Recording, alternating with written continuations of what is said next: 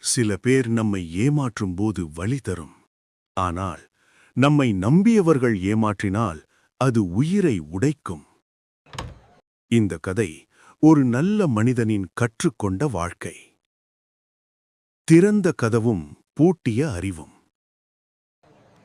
ஒரு கிராமத்தில் ஒரு நல்ல மனிதன் வாழ்ந்தான். அவன் வீட்டுக் கதவு எப்போதும் திறந்தே இருக்கும். We are happy to share our food and blessings with our neighbors. May they have enough food for every single day. அவன் மனம் அவ்வளவு பெரியது. சிலர் அவன் வீட்டுக்கு வந்தார்கள். அவன் பாசத்தை எடுத்தார்கள். அவன் உதவியை எடுத்தார்கள். அவன் பணத்தையும் எடுத்தார்கள். ஆனால் போகும்போது அவன் இதயத்தில் ஒரு காயம் மட்டும் விட்டு The world is full of problems. We must learn to be better.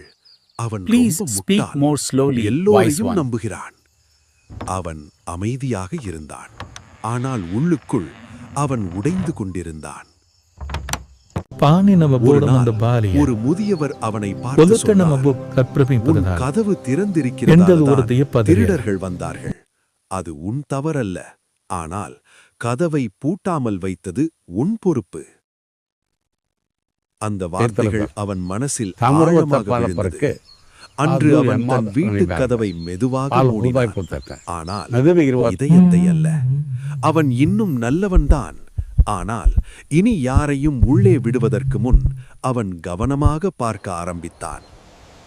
அதன் பிறகு அவன் ஏமாறவில்லை. ஏனென்றால் அவன் மாறவில்லை. அவன் அறிவோடு நல்லவனானான்.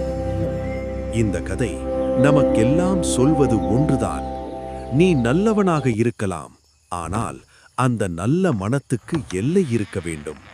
நீ முட்டாள் இல்லை. நீ கற்றுக்கொண்ட மனிதன்.